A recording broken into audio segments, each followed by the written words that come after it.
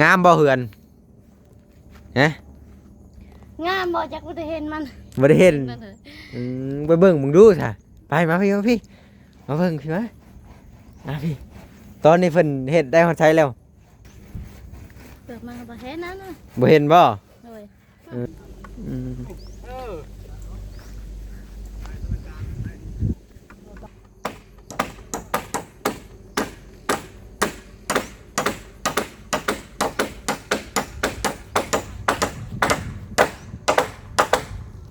ยกพุดกินนัวไปดิแล้ววันรุ่นเมื่อพ่อรุ่นแล้วฮะไปตุ่มได้ป่ะปล่อยมัน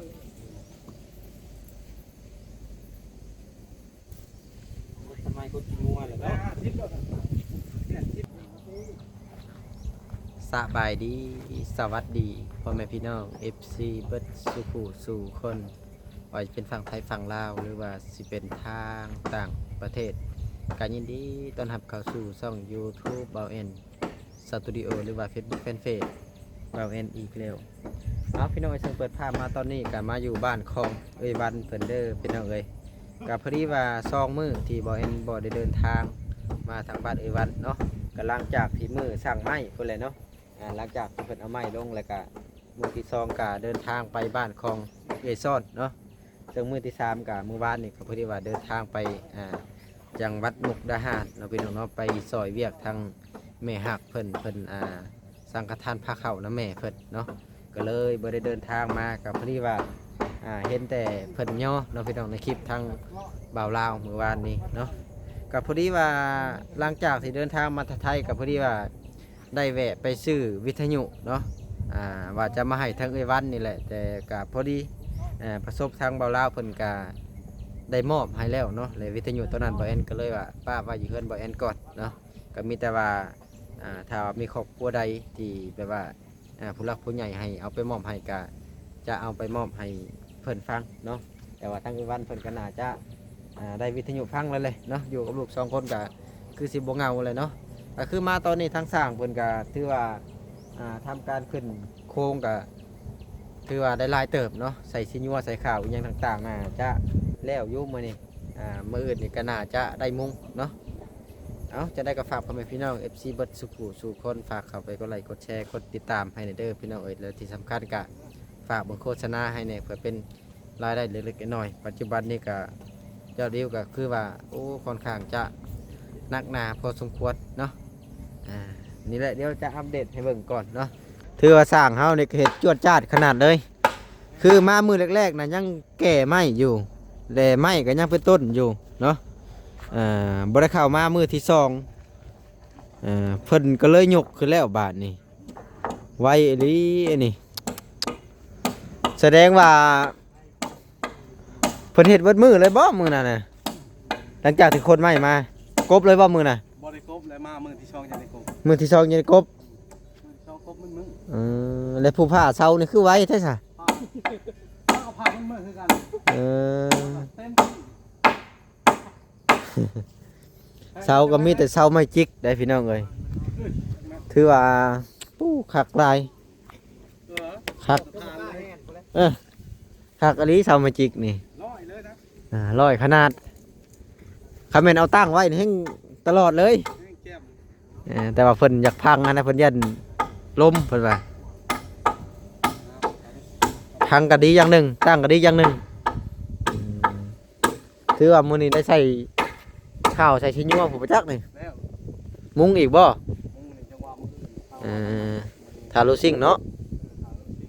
ราคาเรียบร้อยเป็นลมเรียบร้อยอย่างทางโลซิ่งมื้อที่2เด้อประเทศประมาณสักอาทิตย์1ฮอดบ่ฮอดเนาะเท่าไหร่3 เมตร 94แป้นก็ครบแล้วเรียบร้อยเลยจะหน่อยนะใส่เครื่องเทิงมันก่อนใส่เทิงก่อนเนาะเป็นรายการไปถือราคากับเพิ่นกับบ่ได้เว้าแพงเลยกับบ่ได้เว้าถึกพอดีพองามต่างสวยเพิ่นก็ว่าหั่นน่ะได้ลายเลยแม่นตัวนี้ไผก็จะได้ลายนี่แหละ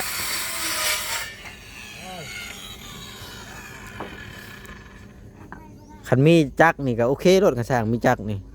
เห็น3คนเอาผ้าพันเอาโอ้ย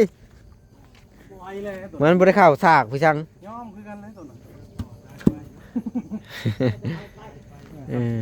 ถ้าไผ่ไกลนี่ก็จะย่อมคือกันตัวนี้ก็เห็นเลย บ่ได้ตกบ่ ตกแล้วไผ่บ่จะถึงเนาะมันน่ะ เอ ใช่ไปแล้ว อ เล่งไล่ก็บ่ได้ไผ่มันมาไกลหมอมันเนาะ กะสีชายนะพอดีเนาะแพงบ่สีชายแบบว่าตั้งแบบว่าตั้งคงซีอยู่หน้าได้เลยได้สีชายเนาะ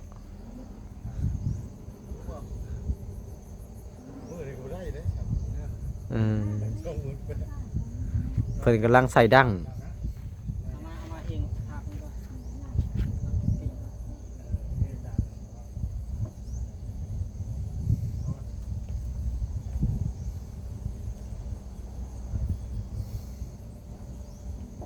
พอดีเนาะบ่ต่ำแล้วก็บ่สูงเข้ากันเลยได้ส่วนกันเลยนะ ไผ่ไม้ตอนเช้านี่งามเลย เออ แม่มาเลย ด้านหน้านี่บ่ ไม้ตอนเช้าน่ะนี่ต่ำกว่าตัวนี้หน่อยนึง ครับตัวนี้เนาะ ยกมันจะได้สูตรมาเลยอันนี้มันไม่อยากได้สูตรมันบ่ได้ตัวนี้มันยังบ่อยาก ปกติมันต้องเก้าเนาะ มันจะปก อ่า อันนี้มันจะขาดสูตรไปอยู่หน่อยนึง ก็พอดีพองามเพิ่นอยู่กับลูก2คน เอาซ้ำแห้งแล้ว อืม ลายปัดงบประมาณนะเฮาบ่ทัน แม่และมันว่าเรื่องงบนะ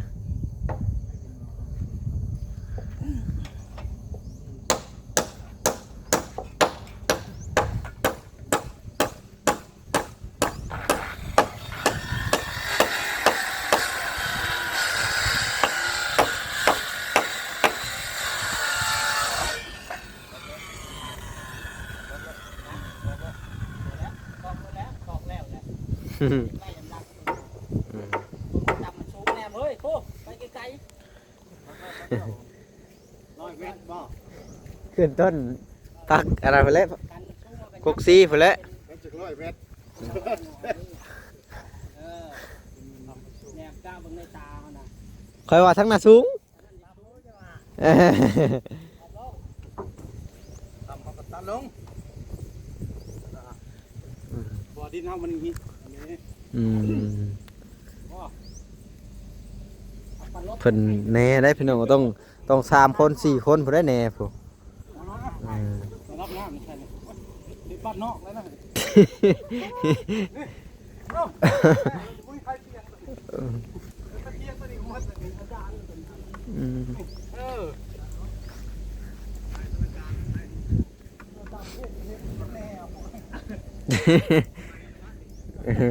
คัดสมัยบ้านนอกแห้งไก่เติม ผู้เพิ่นไปนั่งแหน่ได้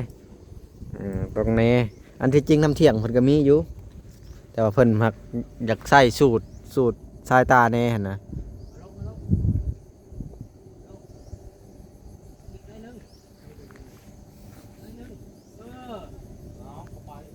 ไม้ไว้ก่อน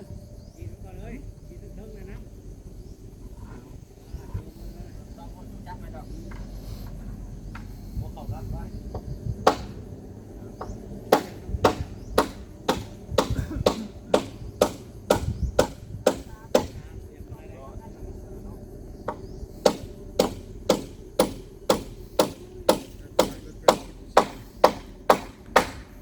ประมาณอาทิตย์หนึ่งนะเนาะคำโก้แป้นแล้วนี่มันก็บริยากแล้วนี่ตีให้ต่ำเลยคือว่าที่ตั้งอยู่พุ่นพัชท้ายได้มาพี่เนาะ แห้งลงเลยแม่แปดที่ได้ เ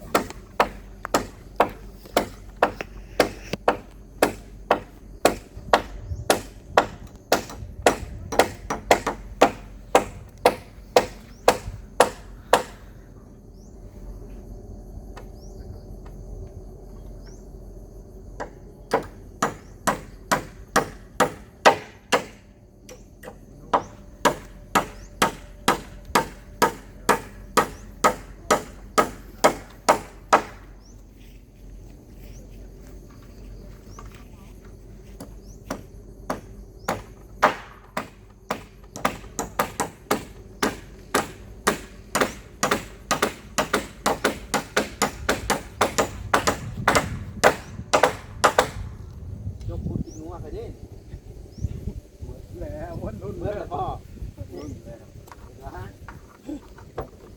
ไปตุ่มได้ป่ะคุณปล่อยมัน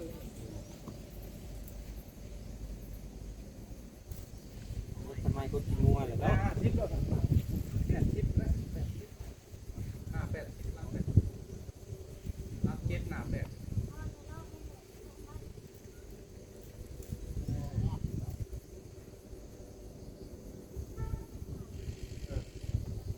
เจ็ดแปด 80ได้ 8ตัดไป80ก็ตัดไปกี่แมตเนาะนี่เลยกี่แมต กี่แม่นไม่อยากตัดเลยได้หนิเนาะไม่ แมตไม้80แล้วตัดถึงเอา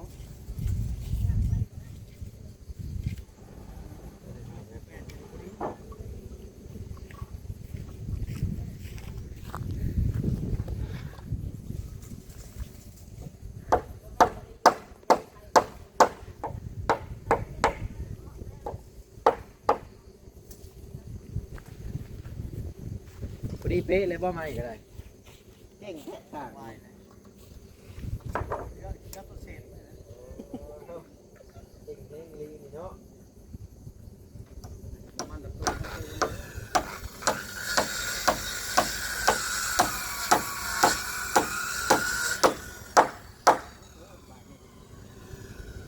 เจ้าของพ่อมาจักเล่นไหลกระไดกระทักมือเล่นไหลแม่กระไดกระทักมือ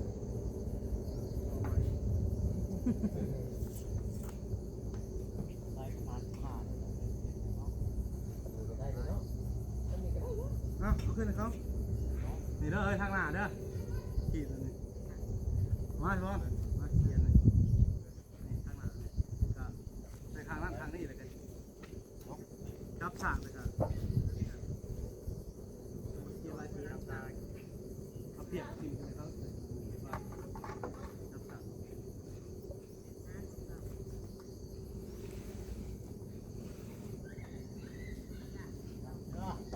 เฮ้ยตามเลยแต่ว่าฉีก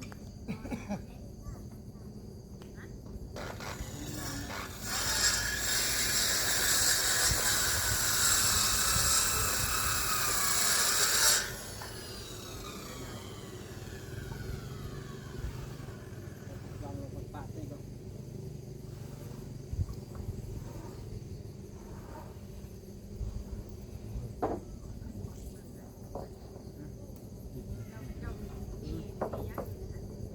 น้ำมันไปอีกไปตาแล้วมันจะแนมเห็นคนพี่เจ้าให้เรียนบุกให้เอาตา มันจังมีเบิ่งช่วยกันเนาะ ทุกคนเข้าใจเวลาโจรมาเอาตาโอ้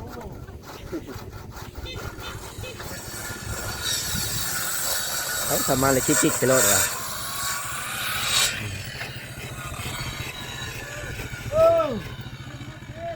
โอ้จักอยู่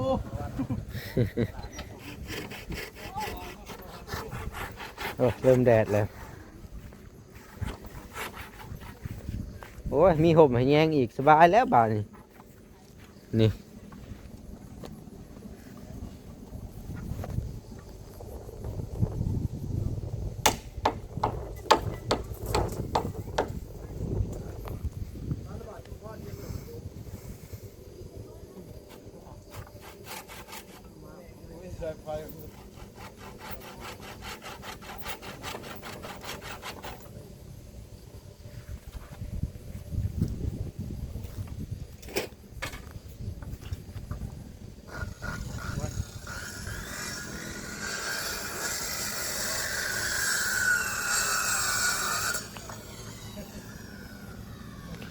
เพิ่นกำลังใส่ซีนัวเสร็จแรก เขาดำจีเนาะก็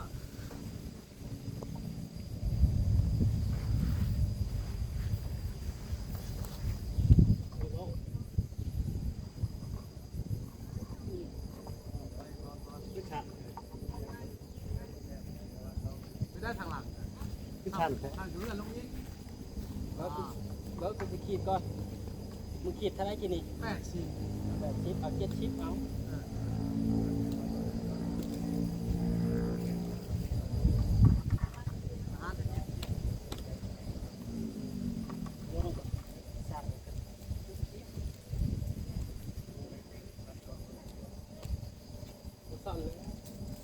เอา10 เซน พอดีพอดี แต่รถซิ่งเหรอวะ แม่นรู้สิ่ง ขอบข้างเลยเนาะมันจะงามมันจะเห็ดเชือกสูตรมันเลยแหละขอบข้างแต่คิ้วหอบจุดเลย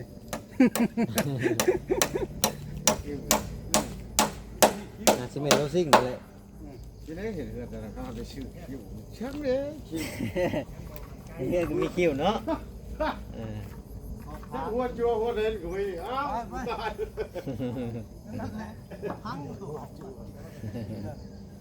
ปูมาแล้วที่บ้านเอายางมันขึ้นมา ได้แล้วนะต้องกระบอกดูเลย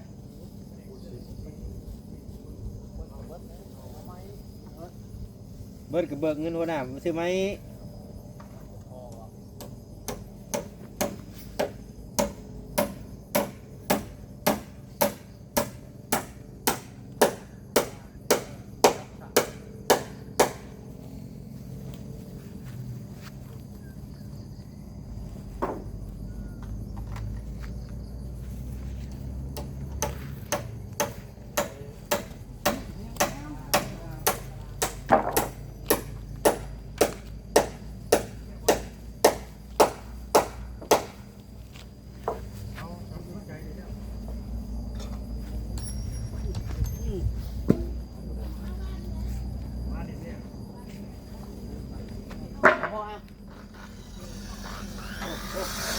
จะโดดทำไม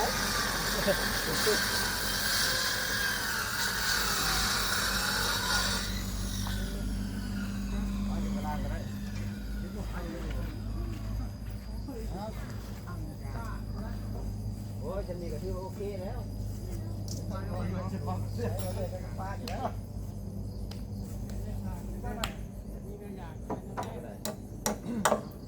ได้กินข้าวดีมันไรเนี่ยเนาะอ๋อ แดดแล้วบาทนี่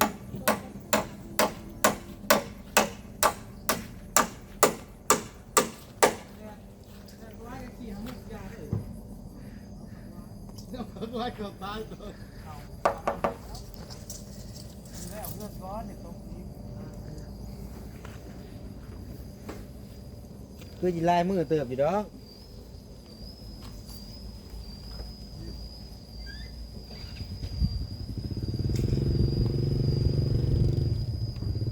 เอาเหยียบเลย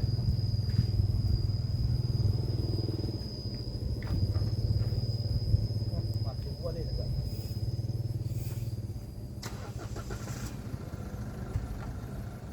ขึ้นไปด้วยมอนน่ะจับมอนจับ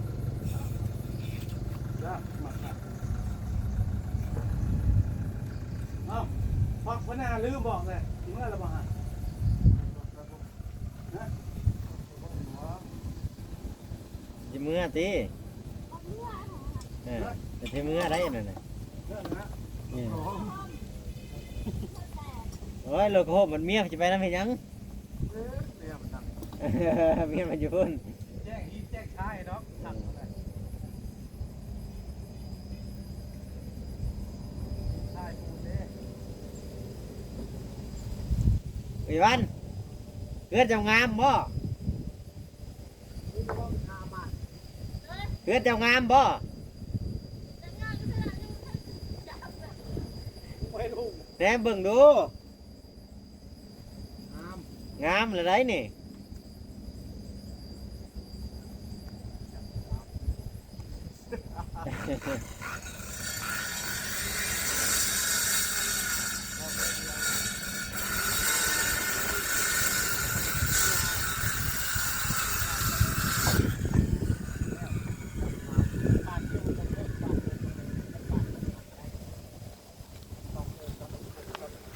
งามแล้วสำเนียงก็ได้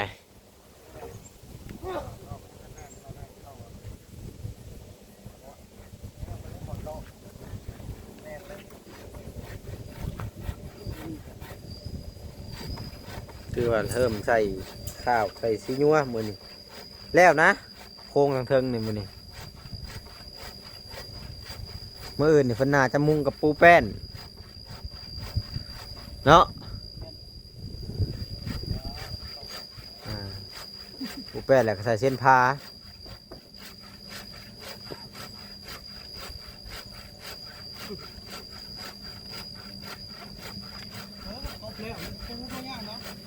บ่ยากครับปูนี่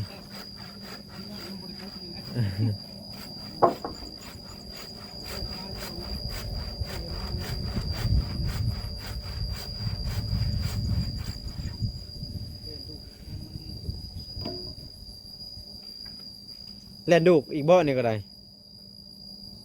เฮ็ดขึ้นนี่นั่นละวะขึ้นเป็นแบบเพิ่นนั่นละวะเฮ็ดตุ๊ก เอาเจ้าหน่อยงานหน้าเจ้าขึ้นน้ำไปเห็ดอีกแล้วนี่ไปเล่นซีมือเด้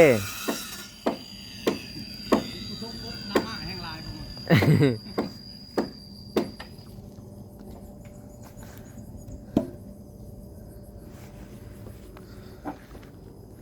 ส่วนทางนี้จะเป็นด้านหลังที่แรกๆคิดว่าเพิ่นสิตั้งอยู่พุ่นผมแต่เพิ่นก็เลยง่ายขึ้นมาเพิ่นก็เลยง่ายขึ้นมาพี่ปาดนี่อันนี้จะเป็นโซนด้านหลังมาอยู่บนนี้ก็ดีอีกแบบหนึ่งมันสูงมันบ่เปื้อนห้องน้ำเพิ่นนี่ก็เข้าแบบนี้ก็ได้นะมันจังได้เบิ่งดาวนำเอาพี่น้องเอ้ยก็สั่นกับประมาณนี้แหละค่ะ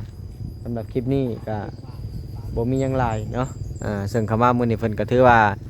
เริ่มใส่ข้าวใส่ชิ้นยั่วถือว่าทางเทิงนี่มื้อนี้ก็น่าจะเกือบแล้วพุ่นแหละเปิดใส่เป็ดลมอีกอย่างต่างๆไว้นั่นน่ะเนาะสำหรับคลิปนี้ขอโตวจบคลิปก่อนเด้อพี่น้องเอ้ยไปพอกันคลิปหน้าคลิปในอีพีหน้าจังว่ากันใหม่เนาะแต่ว่าสำหรับอีพีนี้ก็สิจบคลิปก่อนอยู่ดีมีแฮงเบิดสุขุสู่คนพี่น้องเอ้ย